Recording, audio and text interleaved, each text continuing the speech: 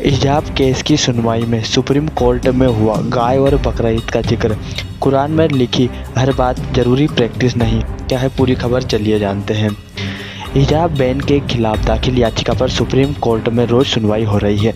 आज कर्नाटक सरकार ने दलील दी कि कुरान में जो कुछ भी लिखा है वह धार्मिक तो हो सकता है, लेकिन कुरान में लिखा हर शब्द जरूरी प्रैक्टिस नहीं हो सकता।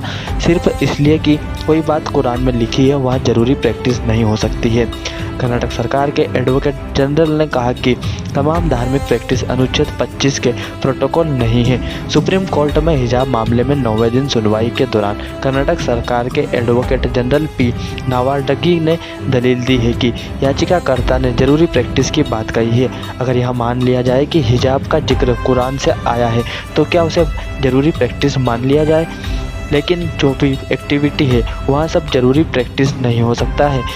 इस पर सुप्रीम कोर्ट ने सवाल किया कि लेकिन याचिका कहना है कि जो भी कुरान में लिखा गया है वह उस सब पर ऊपर वाले का शब्द है और वह अनिवार्य है। इस पर कर्नाटक सरकार के वकील ने कहा कि हम कुरान के एक्सपर्ट नहीं हैं, लेकिन कुरान का शब्द धार्मिक तो हो सकता है, लेकिन हर प्रैक्टिस अनिवार्य प्रैक्टिस नहीं हो सकता है। मोहम्मद हनीफ कुरैशी केस का जिक्र करते हुए सरकार के वकील ने कहा कि बकरीद में गाय काटना भी जरूरी प्रैक्टिस नहीं है। सिर्फ इसलिए कि कोई बात कुरान में लिखी है वह जरूरी प्रैक्टिस नहीं हो सकती।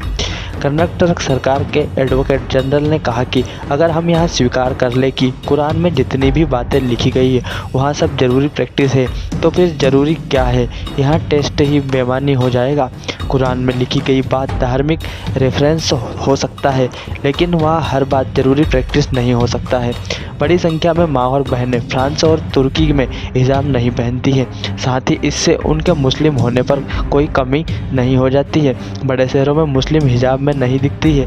जस्टिस हेमंत गुप्ता ने इस दौरान टिप्पणी में कहा कि वह पटना या फिर यूपी गए थे तो यहाँ मुस्लिम फैमिली से भी मिले थे, लेकिन किसी को हिजाब में नहीं देखा था।